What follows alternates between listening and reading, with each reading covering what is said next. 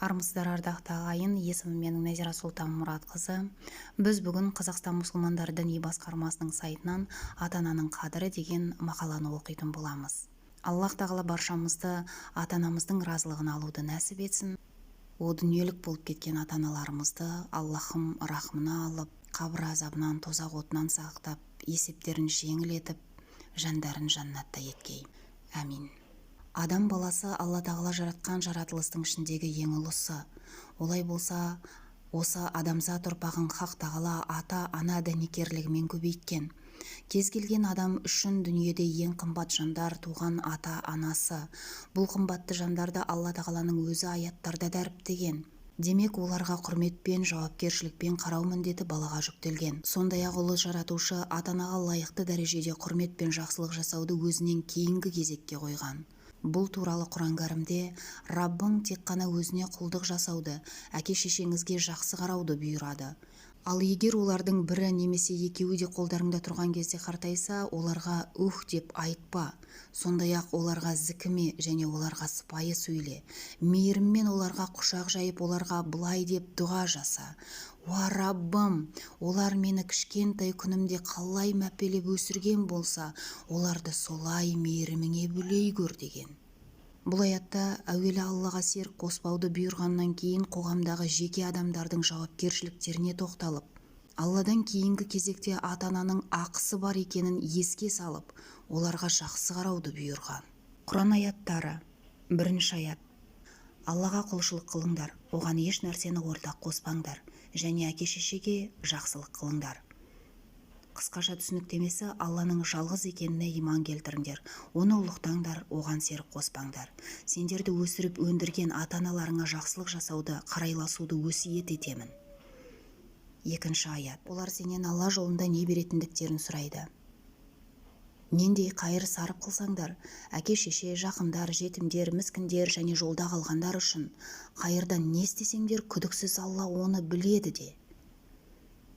Қысқаша түсініктемесі: Уа Мұхаммед, олар сенен өздері тапқан нәпақаларын қандай жолда жұмсаймыз, кімдерге жұмсаймыз деп сұрайды. Сен оларға айт: Алла жолында жақсылық жасаңдар, ең алдымен ата-аналарыңа, жақындарыңа, жетім-жесірлерге, міскіндер мен жолда қалғандарға жұмсаңдар. 3-ші аят. Адам баласына әке-шешесіне жақсылық істеуді нұсқадық, өйткені шешесі оны зорға көтеріп әрең босанды. Сондай-ақ оған жүкті болу, сүттен айыру 30 ай. Ақыры ол ер жетіп 40 жасқа ұласқан кезде: Раббым, өзіме, әке-шешеме берген нығметтеріңе шүкірлік етуімді, өзің разы болатын түзу амал істеуімді маған нәсіп ете көр.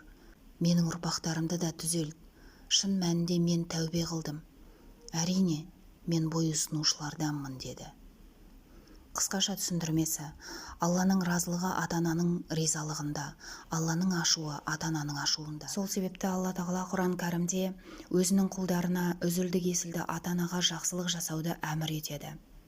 Құран аятта жалғаса келе, оның себебі ретінде ананың өзінің сәбиін бұл өмірге әкелерде үлкен қиыншылықпен әкелетінін, оны машақатпен 9 ай көтеріп бағып өсіретінін сипаттайды. 4-ші аят. Раббың өзіне ғана ғибадат етулеріңді, әке-шешеге жақсылық қылуларыңды әмір етті. Ал егер ол екеуінің бірі немесе екеуі де жандарыңда кәрілікке жетсе, деме, кейіс білдірме. Сондай-ақ ол екеуін зікіме де, ол екеуіне сыпайы сөз сөйле. Қысқаша түсіндірмесі: бұл жердегі сөзін атақты ғалым Мұжахид өсиет етті деп түсіндірген.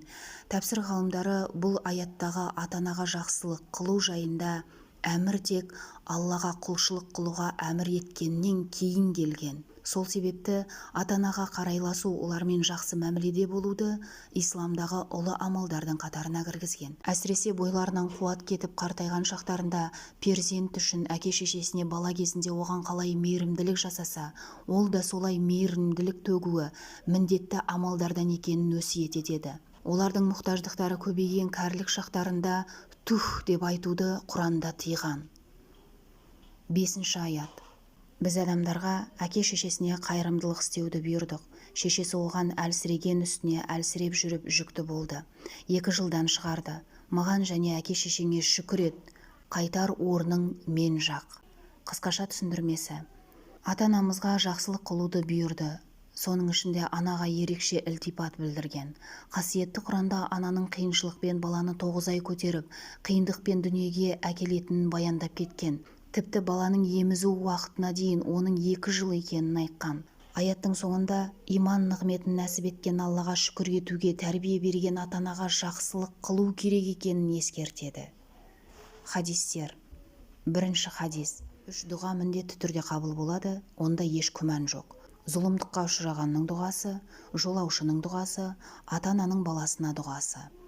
Екінші хадис. Пайғамбарымыз саллаллаху алейхи уассалам, Алланың разылығы мен сәлемі болсын, мүбәрак хадисінде Алла тағала сендерді аналарыңа құрметсіздікпен қарауды, қыздарыңды тірідей көмуді, құқықтарды өтемеу мен орынсыз істі орындауды талап етуді, өсекті, көп сұрақты, дүниені шашуды харам етті. Үшінші хадис. Барлық күнәлардың жазасы Алла тағаланың қалауымен қиямет күніне дейін кешіктірілуі мүмкін.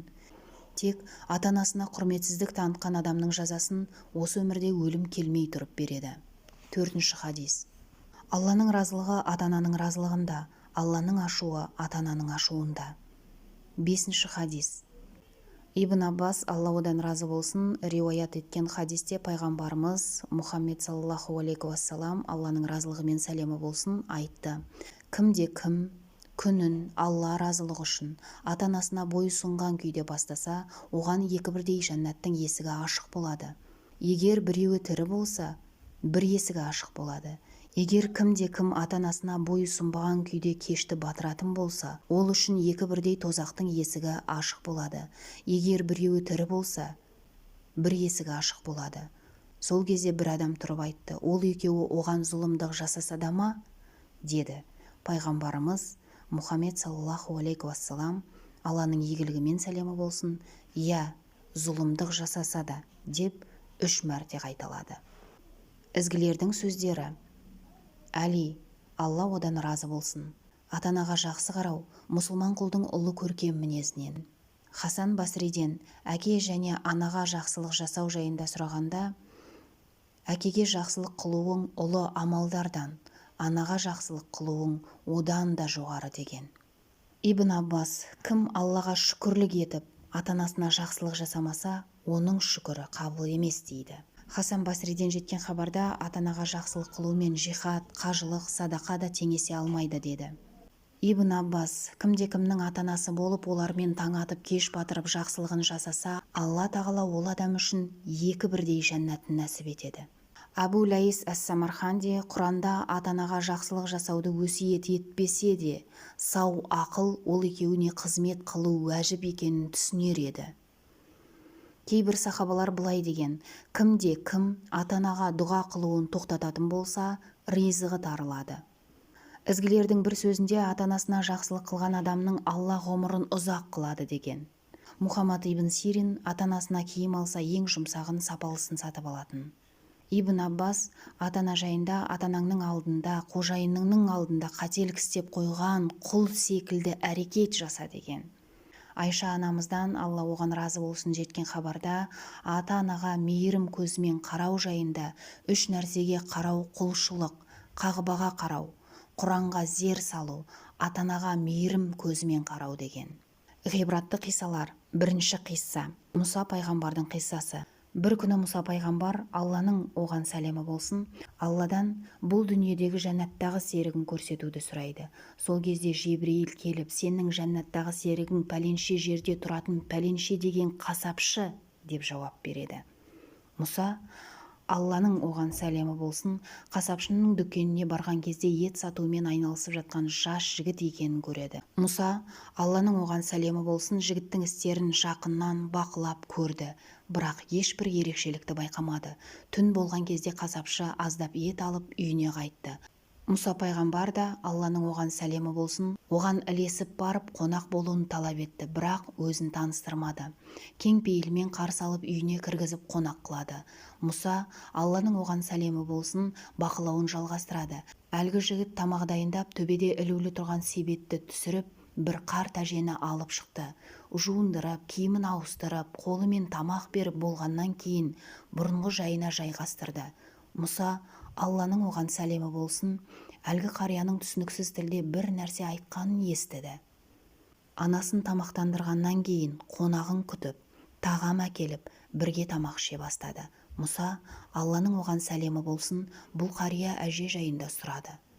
Жігіт, бұл менің анам, мен оның қызметіндемін деп жауап берді.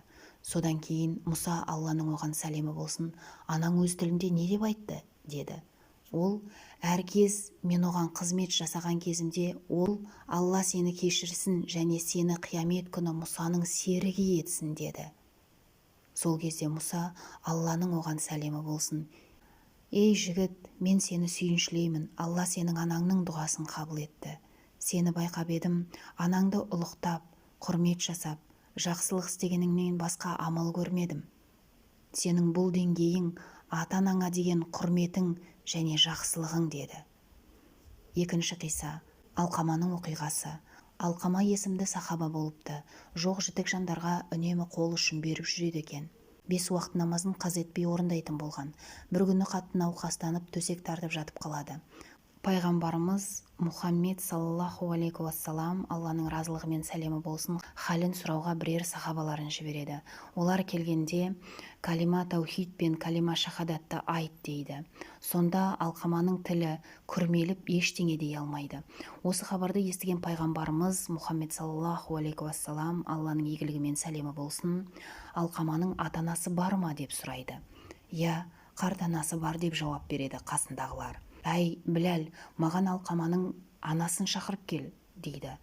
Алланың соңғы елшісі. Анасы келгенде, сіз Алқамаға ренжіп жүрсіз бе деп сұрайды.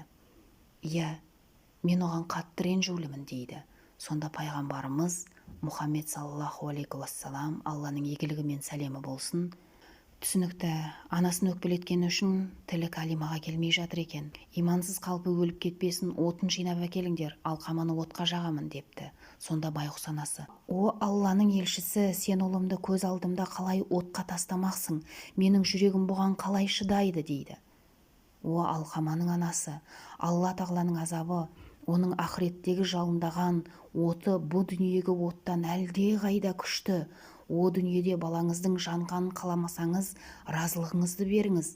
Разылығыңыз болмаса, балаңыздың оқыған намазы, берген садақасы тозақ отынан құтқара алмайды, дегенде дереу анасы қолын жайып: я Алла, өзің және қасымдағылар куә болсын.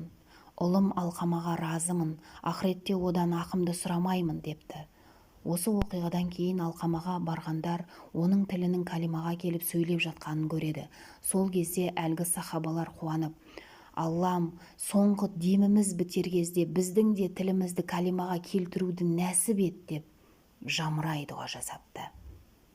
Ата-анаңа қалай құрмет көрсетсең, өз балаңнан да солай құрмет көресің. Өз балаңыздан қандай жақсылық күтсеңіз, ата-анаңызға сондай жақсылық істеңіз. Себебі, не берсеңіз, соны аласыз, не ексеңіз, соны орасыз. Жақсылық қылсаң да өзіңе, жамандық қылсаң да өзіңе емес пе? Ата-анаңа не қылсаң, алдыңа сол келер, деген. Ақ жаулықты, ақ шашты өз аналарымыз бен данагөй қарияларымызды ардақтайық. Көңілдеріне қаяу, жүректеріне қайғы салмайық, ағайын. Үшінші қисса. Абдулла ибн Омар радиаллаху анху анасын мойнына салып қағбаны талап етіп жүрген бір кісіні көреді.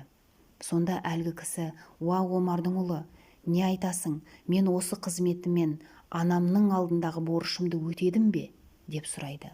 Сонда Абдулла ибн Омар радиаллаху анху: жоқ, сен босанарда қысқан толғағының біреуін де өтемедің, алайда үлкен ізгілік жасадың. Алла қаласа, аз ісіңе көп сауап жазылар, деп жауап берген екен. Нақыл сөздер мен мақал-мәтелдер. Ата-ана қадірін білмеген халық қадірін біле алмас, халық қадірін білмеген ата-ананың қадірін біле алмас. Ғабиден Мұстафин. Ата-ананы ұмытқан жас опасыздың опасызы, рақымсыздың рақымсызы. Ғабиден Мұстафин.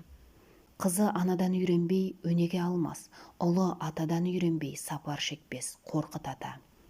Ата-ананың қадірін балалы болғанда білерсің, ағайынның қадірін жалалы болғанда білерсің.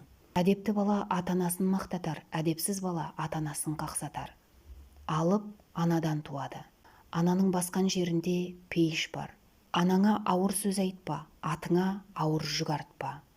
Ана сүті бой өсіреді, ана тілі ой өсіреді. Ана сүтін ақтамағанды ешкім мақтамайды. Ата-ананың қарызы ұрпақтың өмірлік парызы. Ата-ананы құрметтеуде перзент үшін пайдасы. Ата-ананың тірі кезінде батасын алған перзент екі дүниеде де бақытты болады. Ата-анаға жақсылық жасау Алла алдындағы ең сүйікті амалдардан. Ата-ана сенің жақсылығыңа ең лайықты адамдар. Ата-анаңның разылығы сен үшін екі бірдей жәннаттың есігін айқара ашады. Ата-анаға жақсылық жасаған адам қажылыққа, умраға барғандай сауап алады. Ата-анаға жақсылы адам өмірін ұзартып, ризығын кеңейтеді. Уағыздан алынған ғибраттар. Ата-ананың разылығы Алланың разылығы. Ата-ананың қадірін тірі кезінде білуіміз қажет. Ата-ана басқа дінде немесе Алланың парыз еткен құлшылықтарын жасамаса да, оларға деген жақсылық тоқтамауы керек. Мұсылман ата-анасын дұғаларында еске алады. Дұға. Алла тағала Исра сүресінде: екеуіне кең пейілдікпен мейірім құшағыңды жайда, о Раббым, бұл екеуін мені кішкентайымнан мәпелегенде сен де оларды рахымыңа бөлей көр, деп айт. Қадірменді жамағат, Алла тағала баршамыздан разы болып, ата-анамыздың ризалығын алуымызды нәсіп етсін. Әмин.